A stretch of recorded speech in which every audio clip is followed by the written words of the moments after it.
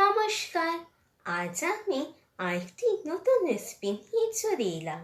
সেটি হলো থোর অর্থাৎ স্টেম অফ ব্যানানা। এটি খুব জুসি হয়। এটি পকেট ফ্রেন্ডলি তো বটেই, খেতেও দারুণ। আর এর মধ্যে অনেক নিউট্রিয়েন্টস আছে, যেমন iron, vitamin A, B6, C, fibre, potassium etcetera. তো চলো শেখা যাক এর রেসিপিটি। থোরটি প্রথমে ভালোভাবে ধুয়ে তার ওপরের পাটটি ছাড়িয়ে নিতে হবে। তারপর তাকে ছোট গোল গোল পিস করে তার মধ্যে আঁশটি আমি যেভাবে ছাড়াচ্ছি সেইভাবে ছাড়িয়ে আলাদা করে নিতে হবে। সেই গোল পিসগুলোকে আরও ছোট ছোট পিস করতে হবে। তারপর সেই পিসগুলোকে সামান্য জল, নুন আর হলুদ দিয়ে সেদ্ধ দিতে হবে। জল অতটাই দিতে হবে যাতে সেদ্ধর পর থোড়ের মধ্যেই শুকিয়ে যায়। 4-5টা সিটি পড়ার পর ঠান্ডা হয়ে গেলে থোরটির সাথে গ্রেটেড নারকেল আর কুচি করা ধনে পাতা দিয়ে ভালোভাবে ম্যাশ করে নিতে হবে।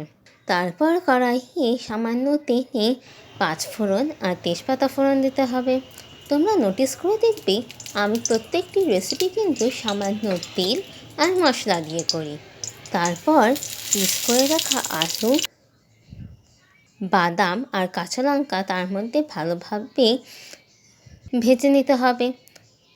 ধরে যেহেতু আমি আগে থেকেই নুন দিয়ে রেখেছি, তাই এতে সামান্য নুন আর সবজি মশলা দিতে হবে। সেই আলুগুলো ভালোভাবে ভাজা হয়ে গেলে এর মধ্যে আগে থেকে ম্যাশ করে রাখা থোরটি ঢেলে ভালোভাবে নাড়িয়ে চাড়িয়ে নিতে হবে। নাড়িয়ে চাড়িয়ে নিয়ে জলটি যখন ভালোভাবে শুকিয়ে যাবে, ব্যাস রেডি হয়ে গেল থোর।